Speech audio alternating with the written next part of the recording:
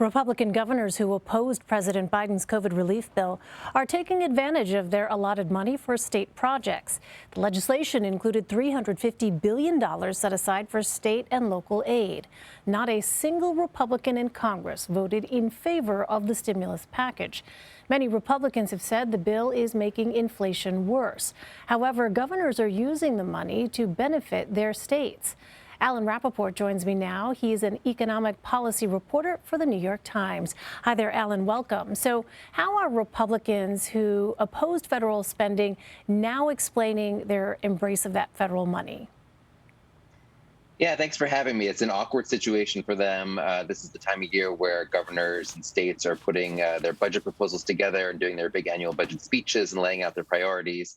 And what we're seeing from a lot of Republican governors across the country is they have to sort of decry and lament the government money that's been given to them from the federal government as part of the American Rescue Plan, at the same time laying out how they want to spend that money. And so there's kind of this difficult situation where they have to justify to accepting the money and taking it and spending it. And they're doing that in a few different ways. Sort of the gist of it is that if they don't accept the money, they're saying that it's going to go back to the federal government and then be redistributed to other states, particularly, left-leaning Democrat-led states. And they don't want to see that happen. So unfortunately, they're going to have to go ahead and do a lot of these infrastructure and sewer and water projects. Well, the American Rescue Plan is giving states a lot of money at once, and then they'll get money from the recently passed infrastructure bill.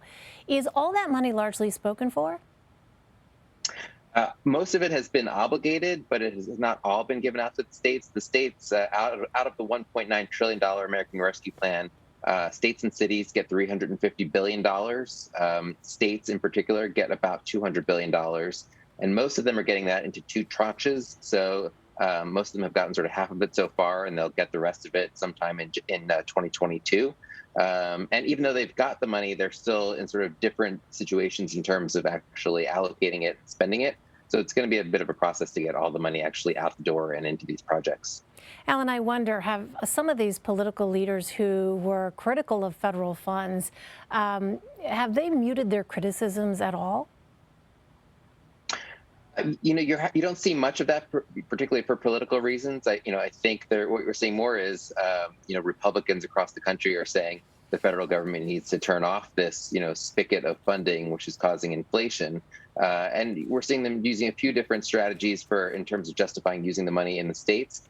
Some, like Governor DeSantis of Florida, are saying, well, the federal government instituted all these national lockdowns and restrictions on businesses that harmed the economy. So we need to take some of this money and go ahead and turn around and spend it. Others are sort of mixing the federal money with the state money, and using sort of the overall funds to show that they're being fiscally sound and building up big cash reserves and surpluses and sort of taking credit for it in that regard. And others are sort of using the money to try and undercut the federal government's, the Biden administration's proposals in ways that are somewhat controversial.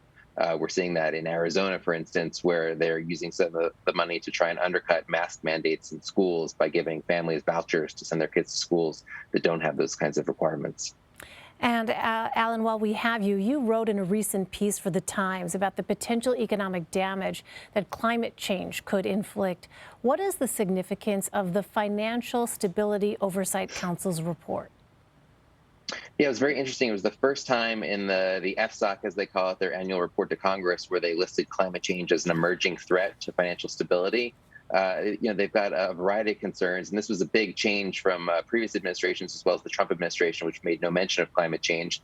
But the potential impact of climate change on residential and commercial real estate, on insurers, has a lot of spillover effects potentially on banks and other financial institutions that investors are vulnerable to, essentially. So there's a lot of talk about new regulations in terms of stress testing banks or requiring additional disclosures so that investors can sort of know what they're getting into, and that climate change and the effects on the economy don't seep into the financial system and cause a financial crisis.